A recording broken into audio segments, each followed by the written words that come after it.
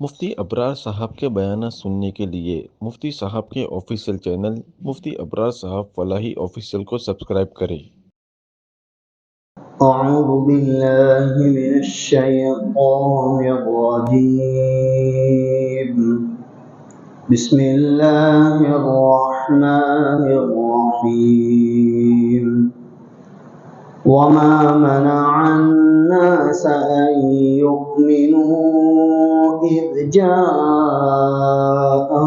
الهدى إلا أن قالوا أبعث الله بشرا رسولا. قل لو كان في الأرض ملائكة يمشون مطمئنين لنزلنا عليهم من السماء ملكا رسولا. قل كفى بالله شهيدا بيني وبينكم إنه كان بعباده خبيرا بصيرا. صدق اللہ العظیم. اور لوگوں کو ایمان لانے سے نہیں روکا جبکہ ہدایت ان کے پاس آئی، مگر اس بات نے کہ وہ یوں کہتے تھے کہ کیا ایک اللہ تبارک و تعالیٰ نے ایک انسان کو، ایک بشر کو رسول بنا کر بھیجا ہے؟ اے پیغمبر صلی اللہ علیہ وسلم، آپ ان لوگوں سے کہہ دیجئے کہ اگر زمین میں فرشتے آباد ہوتے اور وہ رہتے تو زمین میں وہ اطمینان کے ساتھ چلتے پھرتے تو ہم آسمان سے فرشتے کو ہی رسول بنا کر بھیجتے. آپ کہہ دیجئے کہ اللہ تبارک و تعالیٰ کی ذات میرے اور تمہارے درمیان گواہ ہونے کے اعتبار سے کافی ہے، اور بے شک وہ اپنے بندوں کے باب میں بڑا باخبر، خوب دیکھنے والا ہے. یہ سورہ بنی اسرائیل کی 94 اور 95 نمبر کی آیت کریمہ ہے. ان دونوں آیتوں کا تعلق بھی اوپر کی آیت سے ہے. اوپر کی آیت کے اندر جو شان نزول ذکر کیا تھا، آیت کے اترنے کا جو مقصد ذکر کیا تھا وہ یہ تھا کہ کفار اور مشرکین رسول اللہ صلی اللہ علیہ وسلم کو طرح طرح سے پریشان کرتے رہتے تھے، اور کوئی موقع ایسا باقی نہیں چھوڑتے تھے کہ جس میں وہ حضور علیہ السلام کو تکلیف نہ پہنچاتے تھے. لہذا ہر موقع سے وہ فائدہ اٹھانے کی کوشش کرتے تھے. لہذا مکہ مکرمہ کے اندر بیت اللہ کے پاس قریش کے چند بڑے بڑے سردار جمع ہوئے، اور جمع ہونے کے بعد انہوں نے طے کیا کہ یہ آدمی، یہ انسان، اس نے ہمارے خاندان کے اندر پھوٹ پاڑ دی اور ہمارے معاشرے کے اندر ہماری عزت کو کم کر دیا ہے. ہمارا وقار، ہماری عزت سب جو ہے وہ خاک میں مل گئی. لہذا اس کا کچھ جو ہے وہ راستہ نکلنا چاہیے. لہذا ان لوگوں نے مشورہ کر کے حضرت نبی اکرم صلی اللہ علیہ وسلم کو بلانے کے لیے بھیجا. حضور علیہ السلام ان کے بلانے پر آ گئے. اندازہ لگائیے کہ رسول اللہ صلی اللہ علیہ وسلم کے اندر کتنی تواضع ہوگی کہ بلانے پر بھیجا، اور وہ بھی کن لوگوں نے؟ دشمنوں نے، جو ہر دن ہر وقت تکلیف پہنچانے کے در پر رہتے ہیں. جب ان کو بلانے کے لیے بھیجا تو حضور علیہ السلام کے دل میں یہ بات آئی کہ ہو سکتا ہے کہ ان عرب کے سرداروں کی نیت بدلی اور ان کو ایمان کی طرف رغبت ہوئی ہو، لہذا اس نیت اور ارادے سے آپ ان لوگوں کے پاس پہنچے. لیکن جب ان کے پاس پہنچ کر بیٹھے وہی پرانی بات اور وہی جو ہے وہ بات انہوں نے رکھی کہ اگر آپ دنیا کا ساز و سامان چاہتے ہو تو ہم سب مل کر آپ کو مالدار بنا دیں گے. اگر بادشاہ بننا چاہتے ہو ہم تم کو بادشاہ بنا دیں گے. اگر فلاں چیز چاہتے ہو ہم تم کو فلاں چیز دے دیں گے. یہ سارے تقاضے اور ساری باتیں رکھی، لیکن رسول اللہ صلی اللہ علیہ وسلم نے کچھ نہیں کہا، اور اسی کے ساتھ کچھ باتیں اور بھی انہوں نے جو ہے وہ ذکر کی، اور بھی کچھ باتوں کو کہا جس کو قرآن پاک نے یہاں پر تقریباً 3-4 آیتوں میں ذکر کیا ہے۔ تو وہ یہ بات کہنے لگے کہ دیکھو ہم ایمان نہیں لائیں گے جب تک کہ تم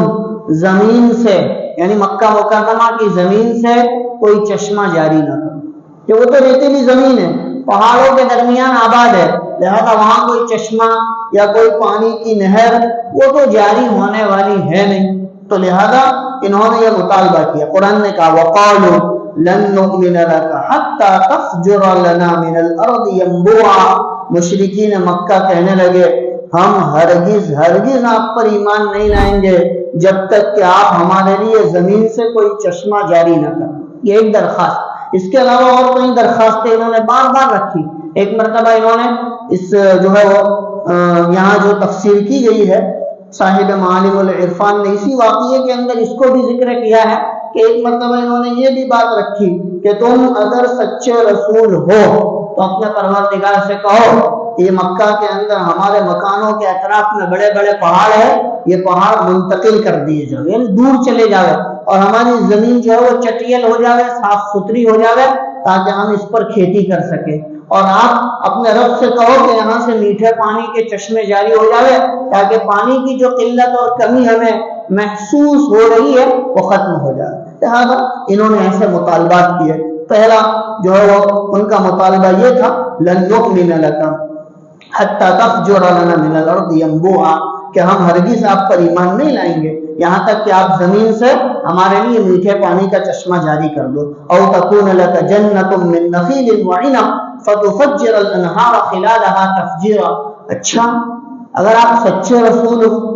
تم پیغمبر ہو، اللہ کی طرف سے بھیجے گئے ہو، تو لہذا تمہارا تو دنیا کے اندر ایک بہت بڑا باغیچہ ہونا چاہیے، تمہارے پاس تو ایک بہت بڑا باغیچہ ہونا چاہیے، کھجور کا اور انگور کے درختوں کا باغیچہ ہونا چاہیے، اور اس باغیچے کی کیفیت ایسی ہونی چاہیے کہ اس باغیچے کے درمیان سے میٹھے پانی کا چشمہ جاری ہونا چاہیے، اس لیے کہ تم تو پیغمبر ہو، لہذا تمہارے ساتھ تو ایسی ساری چیزیں ہونی چاہیے کہ تمہارے رب کی طرف سے تم کو ایک بڑا باغ دیا جائے، اور اس باغ کے اندر کھجور اور انگور کے جو ہے وہ درخت لگے ہوئے ہو، اور درمیان میں سے میٹھے پانی کا چشمہ جاری ہو، تب ہم مانیں گے کہ تم اللہ کے رسول ہو، ہم تسلیم کریں گے۔ تیسری بات انہوں نے یوں کہی کہ اچھا اگر تم رسول ہو تو تم کہتے ہو نا کہ اگر ہم تمہارے ہاتھ پر ایمان نہیں لائیں گے تو اللہ کا عذاب تم پر آ جائے گا، تو لاؤ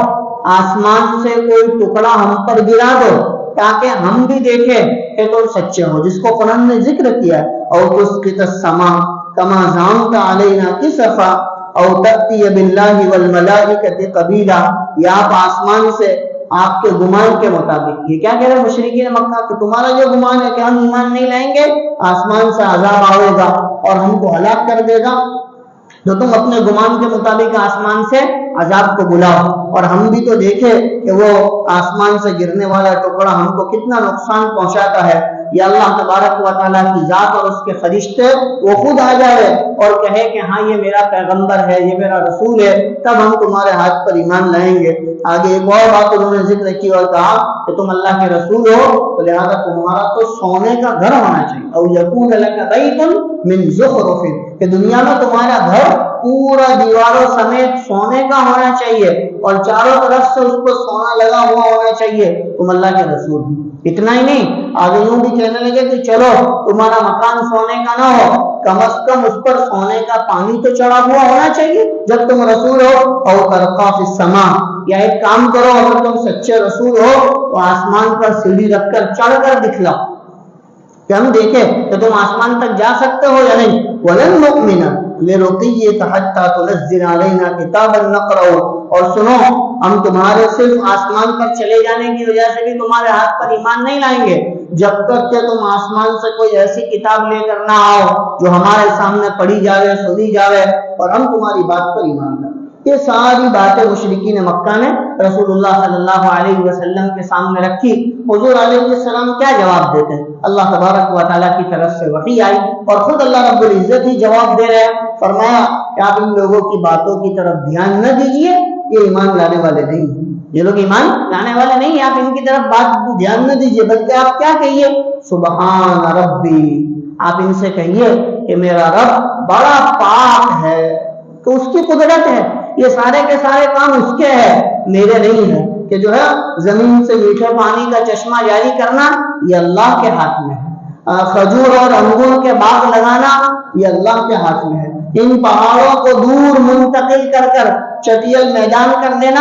اللہ کے ہاتھ میں ہے، میٹھے پانی کے چشمے کا جاری کرنا اللہ کے ہاتھ میں ہے، آسمان سے عذاب کا بھیجنا یہ سب اللہ کے ہاتھ میں ہے. لہذا آپ ان لوگوں سے کہہ دیجئے سبحان ربی، میرا رب پاک ہے. هل كنت الا بشرا رسولا، اور میں تو ایک بھیجا ہوا بشر اور رسول، کہ میری حیثیت ایک انسان کی ہے، ایک جو ہے وہ نبی کی ہے، ایک فرشتادے کی ہے. اس سے زیادہ میری کوئی حیثیت نہیں ہے کہ میں تمہارے سامنے تمہارے منہ مانگے معجزے پیش کرتا چلا جاؤں، تم جیسا کہو ایسا کرتا چلا جاؤں. تاکہ نہیں، مجھے اللہ تبارک و تعالیٰ نے دین اور شریعت لے کر بھیجا ہے، لہذا میں اپنا کام کرتا ہوں، تم چاہو تو ایمان لاؤ اور چاہو تو ایمان نہ لاؤ. لہذا اللہ تبارک و تعالیٰ نے ان کے باب میں وضاحت کر دی اور دوسری جگہوں پر فرمایا کہ ان کو اگر منہ مانگا معجزہ بھی دے دیا جائے تب بھی یہ ایمان لانے والے نہیں،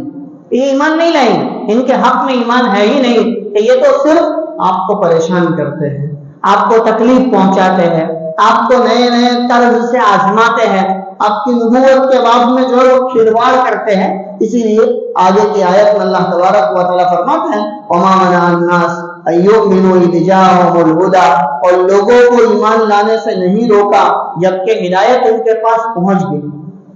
کہ رسول اللہ صلی اللہ علیہ وسلم ہدایت لے کر آئے، کتاب لے کر آئے، اور اتنے سارے لوگ ایمان میں داخل ہو رہے ہیں، لیکن اس کے باوجود یہ لوگ ایمان میں داخل نہیں ہو رہے. کیوں؟ اس لیے کہ وہ یوں کہتے تھے کہ ابعث اللہ بشرا رسولا، کیا اللہ نے ایک انسان کو رسول بنا کر بھیجا؟ اصل میں مشرکین مکہ یہ بھی چاہتے تھے. ایک طرف تو وہ یوں کہتے تھے کہ فرشتے اللہ کی بیٹیاں ہیں، اور دوسری طرف یوں کہتے تھے کہ اگر اللہ کو اپنا دین بھیجنا ہوتا،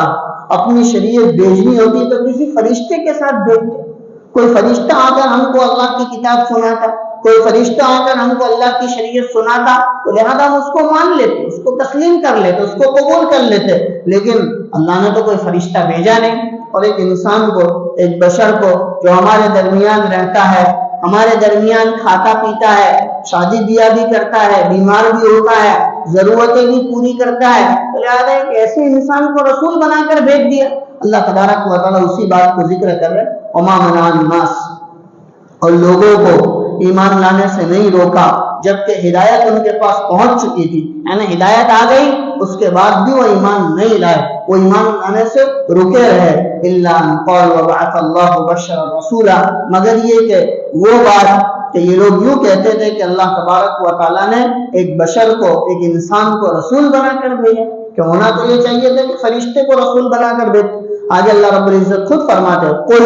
لَوْ كَانَ فِي الْأَرْضِ مَلَائِكَةٌ يَمْشُونَ مُطْمَئِنِّينَ. اللہ کہہ رہے اے پیغمبر صلی اللہ علیہ وسلم، آپ ان لوگوں سے کہہ دیجئے کہ اگر زمین کے اوپر فرشتے آباد ہوتے،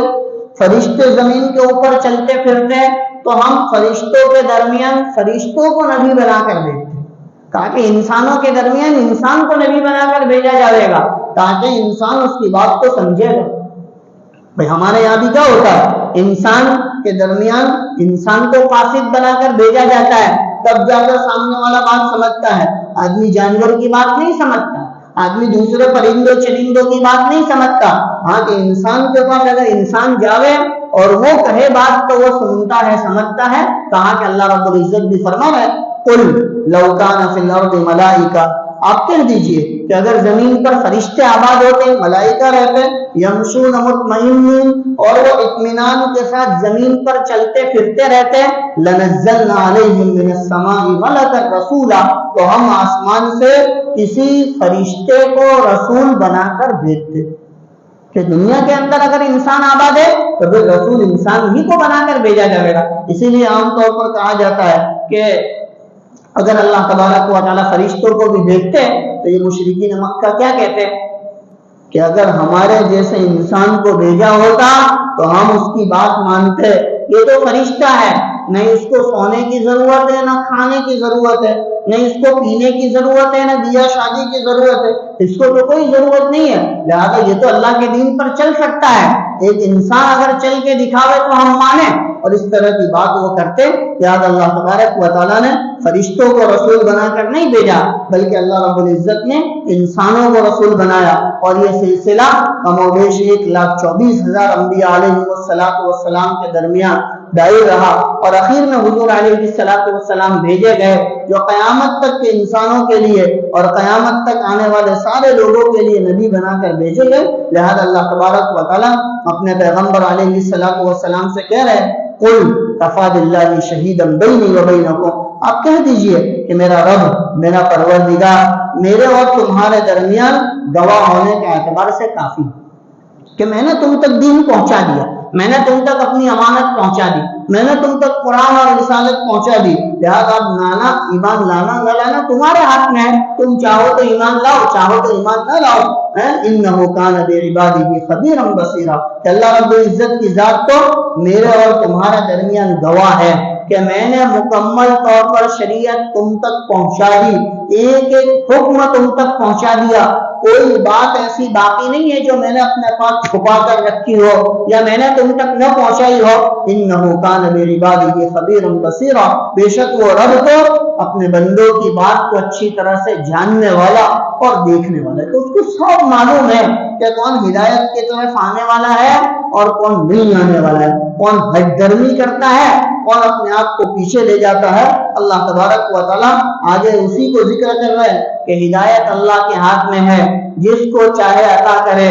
جس کو چاہے محروم رکھے۔ تمہارے سامنے قرآن کی آیتیں اتر رہی ہے، تم اپنی نگاہوں سے دیکھ رہے ہو، تمہارے بارے میں اللہ تبارک و تعالیٰ قرآن پاک میں آیتیں اتارتا ہے، لہذا تب تو تم کو یقین ہو جانا چاہیے کہ تم آپس میں رات میں گفتگو کرتے ہو، صبح میں اللہ قرآن میں آیتیں اتار دیتا ہے، لہذا تم کو تو اور زیادہ یقین ہو جانا چاہیے کہ ہماری بات، ہمارے مشورے میں اور کوئی نہیں تھا، صرف ہم 3-4 لوگوں نے مل کر مشورہ کیا تھا، اور یہاں قرآن کی آیتیں بن کر ہماری بات کو اللہ نقل کر رہا ہے، اتار رہا ہے، تو لہذا تم کو تو بدرجہ اولا ایمان لانا چاہیے۔ لیکن اللہ رب العزت کا دستور ہے ان سب چیزوں کو دیکھنے کے باوجود جب اللہ کسی کو دل کی نگاہوں سے اندھا کر دیتا ہے تو ہدایت سے محروم کرتا ہے، لہذا اللہ رب العزت نے ان لوگوں کو ہمیشہ ہمیشہ ہدایت کے لیے محروم کیا۔ اللہ تبارک و تعالیٰ ان آیتوں کا صحیح معنی میں استحضار نصیب فرماوے، اور ان آیتوں میں اللہ رب العزت نے جو باتیں ہدایت کی ذکر کی ہے